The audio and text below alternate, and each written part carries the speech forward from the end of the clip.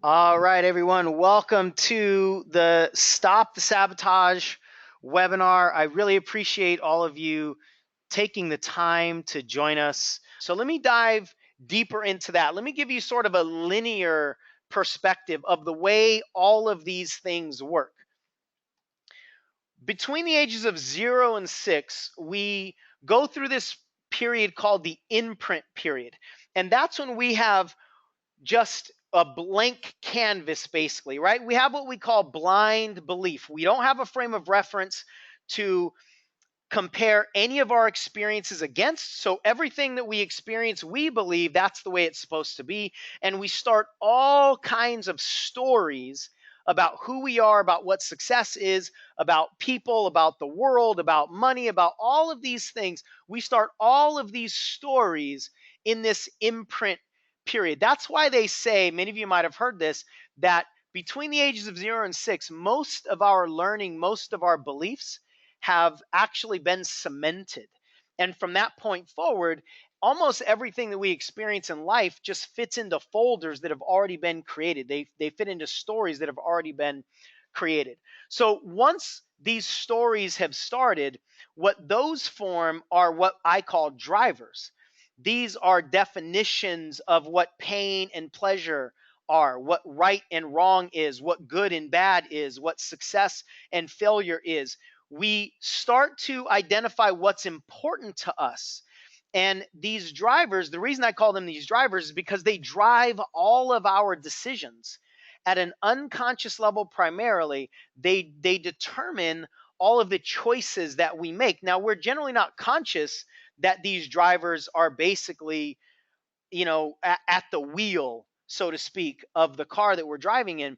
But that's what's happening, is all of our choices are being driven by these definitions and by what's important to us or what we value in our life. Now, as all of these things are being played out and all of these things are starting to interact with each other, the stories as well as the drivers, as well as our values and all these definitions, they start to form identities. We start to decide who we are in different situations. We go to school and we decide whether we are the class clown, or we are the wallflower, or we're the person that follows all the rules. We decide those things. We decide who we are on the sports field if we get into sports. We decide who we are inside of our families. We decide who we are in all of these different situations. And it's almost like creating a bunch of different personalities. That's how these identities work. Because some of you, or all of you really, have a completely different identity in one situation as you do in a different situation.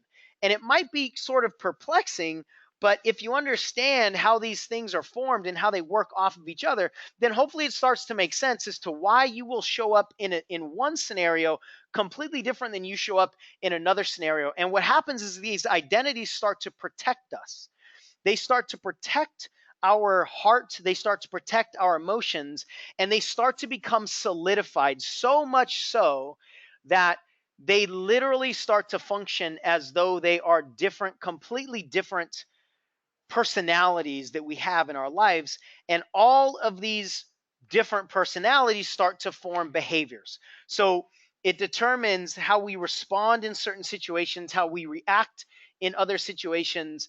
And with repetition, these behaviors start to form habits, not only habits, but unconscious habits. So we start to create all these identities at an unconscious level without our awareness generally.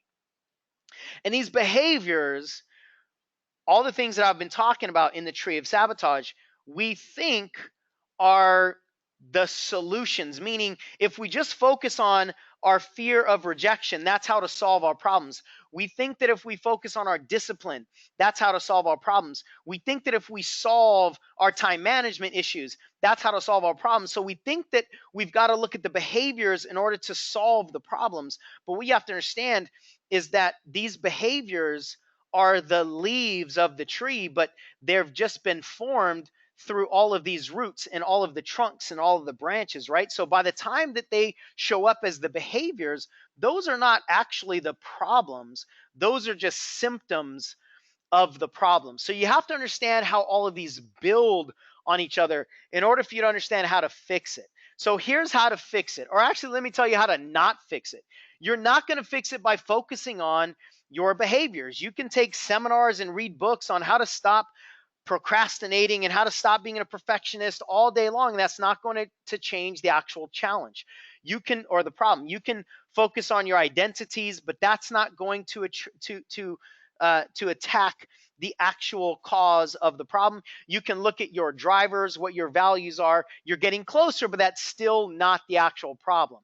If you want to change what is at the core of all of the problems, you've got to go after your beliefs, because these are the seeds. It's like if you look in your garden and you've got weeds in your garden, you can keep clipping the weeds all you want, but if you don't uproot the weeds, they're just going to grow back. So your choice is, do you want to keep playing at the surface, or do you want to uproot the actual problem, the actual seeds, right? So at a fundamental level, that's what we're dealing with here. That's what I mean by going inside out.